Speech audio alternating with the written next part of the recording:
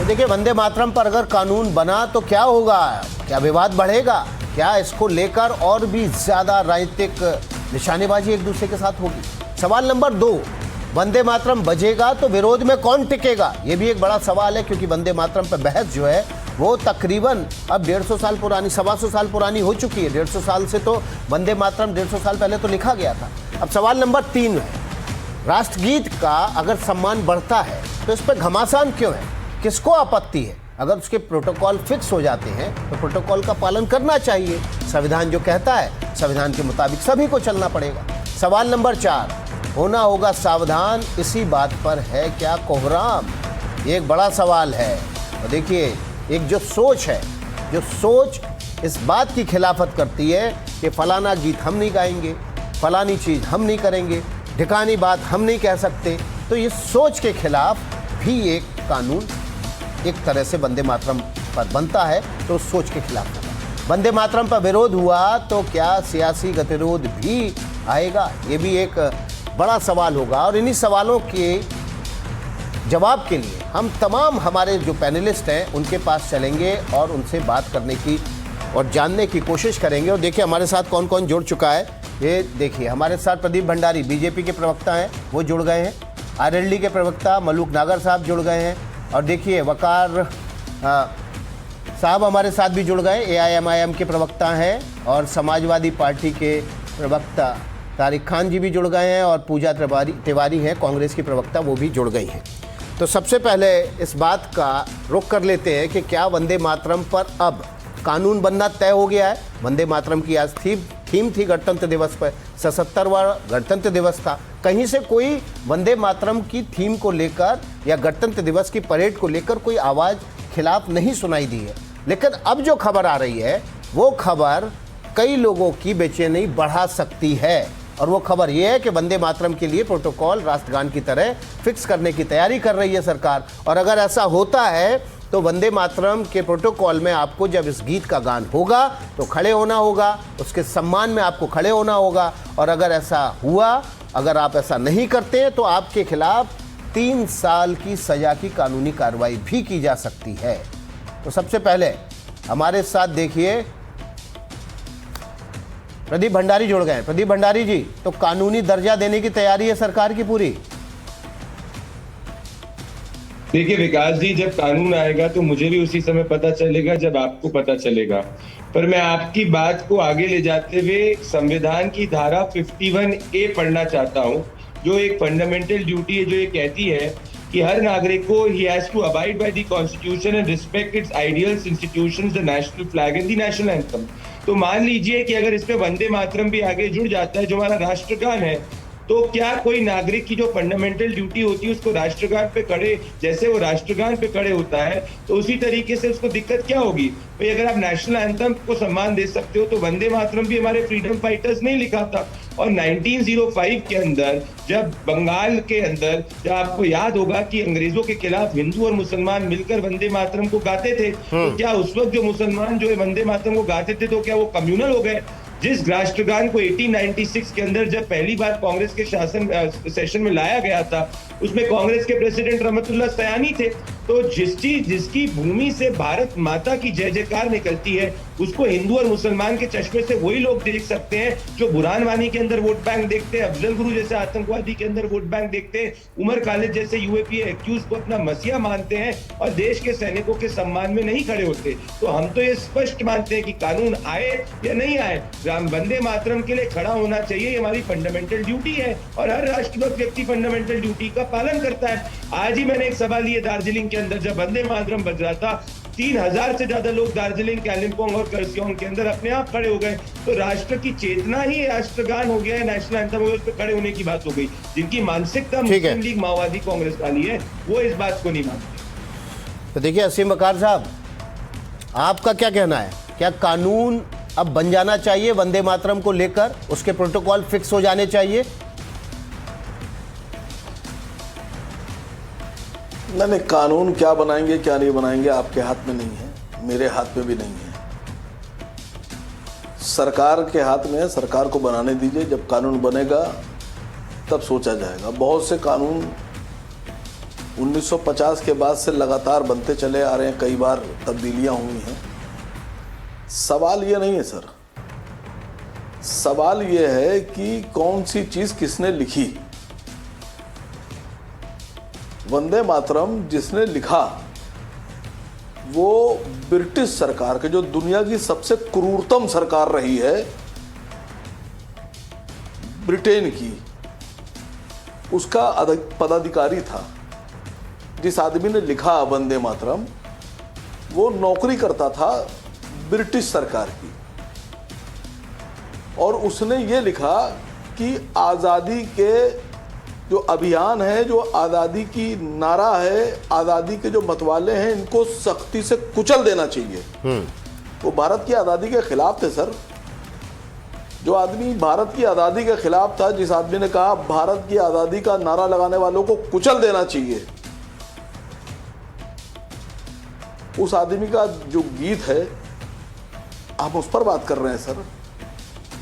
संजीव भट्ट गुजरात सरकार के मुख्यमंत्री के खिलाफ गया तो आज तक जेल में। नहीं तो आप ये कह रहे हैं कि बंकिम चंद्र चटर्जी थे, अगर सरकार वो आजादी के परवाने नहीं थे बल्कि आजादी के खिलाफ थे। तो आप परवाना साबित कर दीजिए भाई। देखिए वो नौकरी आप साबित करिए ना, वो खिलाफ थे आजादी के, वो रिटायरमेंट अंग्रेजों के साथ खड़े थे। मैं तो बोल रहा हूं सर, साबित करना पड़ेगा ना। अब पता नहीं क्यों कई बार बोलूं आपको तब सुनाई पड़ेगा। अरे साबित करना पड़ेगा ना, खड़े हो जाए। आपको साबित करना पड़ेगा ना। साबित कहने से साबित हो जाता तो मैं आपको प्रधानमंत्री बना देता अभी। नहीं, आपके प्रधानमंत्री की जरूरत नहीं है मुझे। आप ये साबित कीजिए कि वो देश के वफादार थे। प्रदीप भंडारी जी कर दीजिए कि वो अंग्रेजों के नौकर नहीं थे। आप ये साबित कर दीजिए कि उन्होंने बकार साहब कह रहे हैं कि आजादी के परवाने नहीं थे, वो तो अंग्रेजों के गुलाम थे। आप करिए। देखिए जो सरकार के लिए काम कर रहा है वो सरकार के विरोध में नहीं हो सकता, सरकार की मंशा के साथ ही रहेगा। मेरी बात सुनिए, मैं जवाब देता हूं। जो रजाकार के वंशज हैं उनको कभी भी देशभक्त नहीं दिखेंगे। इनकी पढ़ाई मदरसा के अंदर हुई है, इसलिए इनको जो है आनंद मत इतने नहीं पढ़ी है। मैं निवेदन करना चाहूंगा कि इनको आनंद मत पढ़नी चाहिए। और इनकी यही सोच है, मैं तो कह ही रहा हूं कि इनके लिए जो देश के लिए खड़े हुए हैं, आज इन्होंने हमारे फ्रीडम फाइटर बंकिम चंद्र चट्टोपाध्याय, रविंद्रनाथ टैगोर का अपमान किया है। क्या ये कह रहे हैं कि रविंद्रनाथ टैगोर जो है वो देशभक्त नहीं थे? कैसी सोच बात कर रहे हैं? यही वो सोच है जो पाकिस्तानी सोच है जिसका हम विरोध करते आते हैं। इन लोगों के लिए अफजल गुरु जो है इनका देशभक्त है, इनके लिए आतंकवादी अजमल कसाब इनका देशभक्त है। ये लोग तो जाके उमर खालिद के लिए खड़े हो जाते हैं। तो जिनकी सोच उमर खालिद, अफजल गुरु और शर्जील इमाम में बसती है, जिनकी सोच बुरहान वानी के अंदर बसती है, वो हमको क्या देशभक्ति सिखाएंगे? और अच्छी बात इन्होंने ये बोला क्योंकि आज देश के सामने असली देश के गद्दार कौन है सामने दिख रहे। पूजा तिवारी जी, ये कांग्रेस का गीत था पहले, बाद में इसको राष्ट्रगीत का दर्जा दिया गया, लेकिन आज वकार साहब तो एक नया एंगल लेके आ गए। वो कह रहे हैं कि वो तो अंग्रेजों के गुलाम थे, अंग्रेजों के लिए काम करते थे, कोई आज़ादी के परवाने नहीं थे, उनकी सोच थी वो गड़बड़ थी, इसलिए हम इस गीत को नहीं गाएंगे। देखिए, हम बुरहान वानी को थोड़ी देर के लिए परे रख देते हैं। प्रदीप भंडारी जी का शुक्रिया कहूंगी कि उन्होंने ये माना तो कि हम कांग्रेस का गीत ये राष्ट्रगीत था। ये जब कांग्रेस अधिवेशन में पहली बार गाया गया था और इसको टैगोर ने कहा था कि पहले दो पंक्तियों को, तो अगर आज आप जब संविधान सभा ने भी इसे शामिल किया था तो श्यामा प्रसाद मुखर्जी नेहरू जी के कैबिनेट का हिस्सा थे, वो इस गीत से अग्री करते थे। हर चीज में विवाद, हर चीज। राष्ट्र वंदे मातरम जो हमारे राष्ट्र की आत्मा का गीत है, वंदे मातरम जिसे गाते हुए हमारे स्वतंत्रता सेनानी फांसी की सूली पर चढ़ गए, वंदे मातरम जो क्रांतिकारी थे उन्होंने अंग्रेजों पर गोलियां चलाई, वंदे मातरम कहते हैं। अंग भंग आंदोलन के समय रविन्द्रनाथ टैगोर के एक दिन का शोक किया था बंगाल विभाजन के समय, तो लोगों ने वंदे मातरम कहते हुए, वो महिलाएं जो घर से कभी नहीं निकली थी अपनी विदेशी साड़ियां जला दी, विदेशी ज्वेलरी निकाल दी, ये वो वंदे मातरम का। नमस्ते सदा वत्सले की पैरेलल में वंदे मातरम कभी खड़े नहीं होगा। और वंदे मातरम के अंदर भी मातृभूमि का सम्मान करते हैं और नमस्ते सदा वत्सले के अंदर भी मातृभूमि का सम्मान करते हैं। हिंदू महासभा जो चिट्ठियां लिख रहा था उसने कभी वंदे मातरम। पूजा जी आप पढ़ के नहीं आई है, मैं आपको बताना चाहता हूँ नमस्ते सदा वत्सले के अंदर भी मातृभूमि को अपनी बहस आगे चली गई। पूजा जी, वंदे मातरम के अंदर भी जो है, पूजा जी बहस आगे चली गई है। प्रदीप भंडारी जी एक मिनट, मैं पूजा जी से जवाब ले लूं। पूजा जी बहस तो आगे चली गई है, अब वकार साहब कह रहे हैं कि बंकिम चंद्र चटर्जी वो आजादी के परवाने ही नहीं थे। उन्होंने जिस मंशा से गीत लिखा, उस मंशा के बाद वो गीत वो नहीं गाना चाहते। देखिए, मैं चाहूंगी आप ये जवाब आप वकार जी से ही पूछिए, पर मैं वंदे मातरम की बहता। अच्छा, तो आप बकार जी के बात से सहमत है? फॉर इलेक्शंस है, वो लोग आज वंदे मातरम के पैरोकार बने हुए, जिन्होंने वंदे मातरम कभी गाया ही नहीं, वो लोग आज राष्ट्रगीत के पैरोकार बने हुए हैं। सिर्फ हिंदू मुस्लिम करना, सिर्फ हिंदू मुस्लिम करना। आज जब ये आप सवाल उठाते हैं तो आप गांधी जी पर, बोस पर। पूजा जी, एक पुरानी कहावत है, सुबह का भूला शाम को घर लौट आए तो उसको भूला नहीं कहते। लौट आने दीजिए इनको, क्या तकलीफ है? एक बात मैं ये बोलूंगी कि आप वंदे मातरम को बड़े बड़े गान कर रहे हैं। वंदे मातरम तो मैं अभी अनुराग जी वीबी जी राम जी की प्रोटेस्ट से आई हूँ और कांग्रेस में आज विकास है, विकास अनुराग नहीं है उनका नाम, विकास भदौरिया है उनका नाम।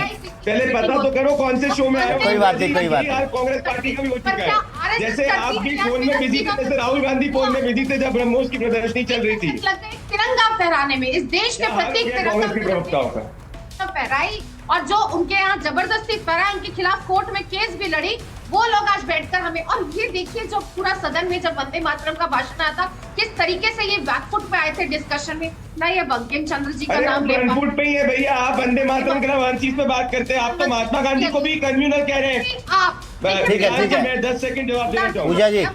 पूजा जी एक मिनट, मैं आपके पास लौटूंगा, आपके पास भी प्रदीप लौटूंगा। देखिए, मलुक नागर जी हमारे साथ आरएलडी के महासचिव हैं, पूर्व सांसद हैं, उनका रुख कर लेते हैं।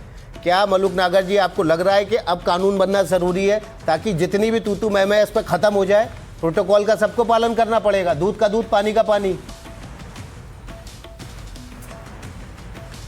भदौरिया साहब, अब से कुछ दिनों के पहले जब लोकसभा में ऑनरेबल स्पीकर आते हैं, हम सब लोग सांसद खड़े होते हैं, कोई कहता है उत्तर प्रदेश की जय, कोई तमिलनाडु की जय, कोई कहता है वंदे मातरम, कोई कहता है काली मैया की जय, आदि आदि। ऐसे ही राज्यसभा में, तो राज्यसभा में एक एडवाइस, इको हो रहा, मेरी आवाज आ रही है मुझे वापस। राज्यसभा में इको को ठीक करने की कोशिश करिए जी मलुक जी। कि कोई भी सांसद वंदे मातरम की जय, सुनो, वंदे मातरम की जय या किसी प्रदेश की जय या जय श्री राम आदि आदि कोई नहीं कहेगा। तो इसमें क्या हुआ, विपक्ष की सो कॉल्ड इंडिया गठबंधन की सबसे बड़ी पार्टी कांग्रेस और उसकी साथियां खिलाफत में खड़े हो गए, वंदे मातरम बंद कर दिया, वंदे मातरम बंद कर दिया। हमने एनडीए ने क्या हुआ, फिर उसका सपोर्ट करके संसद में इसकी चर्चा रख दी। जब ये डिमांड कर रहे हैं और विरोध कर रहे हैं और गलत कर दिया, संसद में बंद कर दिया, वंदे मातरम बंद कर दिया। पता कुछ है नहीं, आकलन करते नहीं, स्टडी करते नहीं, अंदर तक जाते नहीं, वास्तविकता तक जाते नहीं, जमीन से जुड़े हुए हैं नहीं। और वो बवाल करा तो संसद में चर्चा हो गई। जब संसद में चर्चा हुई तो संसद में इनके सो कॉल्ड इंडिया गठबंधन की सबसे बड़ी पार्टी कांग्रेस और उनकी साथी पार्टियों के सांसद उठ के बाहर चले गए। अब इस पे अगर कानून आ जाएगा, सुनो, इसमें देखो मेरी ये कोशिश कर रहे हैं मलुक जी, कोशिश कर रहे हैं, हम कोशिश करते हैं, आपके पास आएंगे। तब तक देखिए हमारे साथ जो है दूसरे पैनलिस्ट भी जुड़े हुए हैं। हमारे साथ समाजवादी पार्टी के शारिक खान जी हैं। शारिक खान जी, अब जो बहस है उसको एक नया टर्न दे दिया है वकार साहब ने। वकार साहब कह रहे हैं कि बंकिम चंद्र चटर्जी तो देशभक्त थे ही नहीं।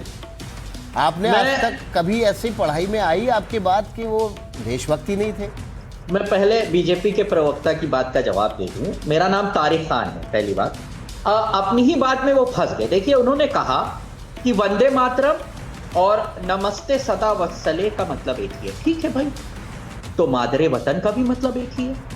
ये बात तो नजमा हेपतुल्ला ने कही, जो इनकी नेता थी, कि मादरे वतन। अब हम अगर ये नमस्ते वत्सले को कहें कि वो सेम है वंदे मातरम के, वो बात बहुत कायदे से जस्टिफाई कराई। वही मैं कह रहा हूं, अगर कोई कहे, भारत में, मैं नहीं कह रहा, कोई कहे कि मादरे वतन जिंदाबाद, जय हिंद बोलेंगे हम, मादरे वतन जिंदाबाद बोलेंगे, तो ये कहेंगे नहीं, अपने आरएसएस के और वंदे मातरम को रिप्लेस कर दिया, इक्विवेलेंट, वो बराबर है। पहला पॉइंट। दूसरा पॉइंट, एक इनके मंत्री थे यूपी सरकार में 1998, रविंदर शुक्ला।